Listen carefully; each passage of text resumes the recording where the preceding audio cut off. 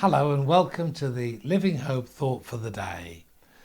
And today our thought comes from the first book of Samuel. The story of Samuel himself is a remarkable story, and I will not be touching on that directly because Samuel is born quite miraculously. Hannah receives a real touch from God. After years of barrenness, she's able to conceive, and Samuel is born. And Samuel grows up in the temple, and he soon becomes aware that all is not well. Eli the priest has just gone away from God, and he knows what to do, but he's not doing it.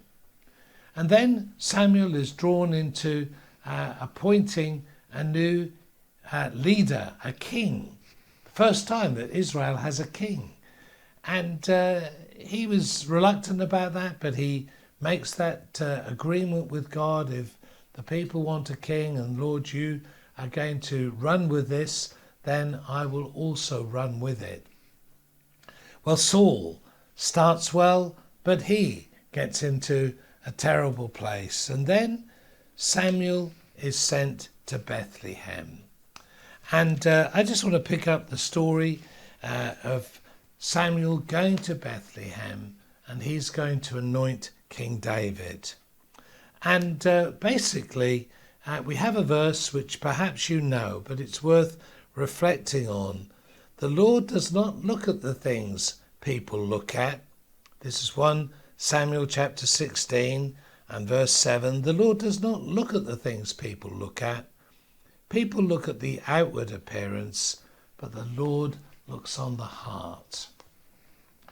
This is a very important lesson that Samuel is going to learn, seeking to know what's in the heart, seeking not to be deceived or overwhelmed by externals, but actually desiring, wanting to go deeper. What is going on in the heart?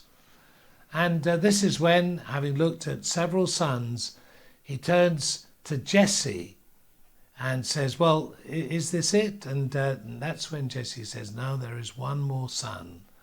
And that's when David comes in from the hills. It's quite interesting for me. I was recently in Bethlehem, and just to think about the fact that one has seen the place where all of these stories start to unfold and develop. But remember that Samuel is going to appoint a new king when the present king is on the throne. He's not unaware of the dangers of that, but he's willing to take those risks because God has sent him to Bethlehem. He's not going to rush it. He does have that check in his spirit that I don't need to appoint the first one who looks obvious. You know, God speaks and says, no, wait. You're just getting carried away by what your eyes see. But what about what the heart sees? What's going on deeper? And it's when David comes in from the fields that there is that witness in the heart of Samuel. God's spirit and Samuel's spirit agreeing together. This is the one, anoint him. And that's what they do. And David, of course, he's going to remain hidden for quite some time. He's not going to move into the kingdom the next day. It's going to be quite a long time before eventually he will take up the kingdom. But that's all going to be part of a process that God's hand is truly upon.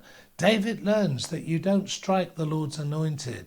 When God wants Saul to go, God will make it happen. You don't have to make it happen. But the one who sets up this whole process is a one who's learnt to listen to the voice of God. And we also need just to sometimes hesitate, just to check our enthusiasm, and just to be willing to say, but Lord, what are you saying? God bless you.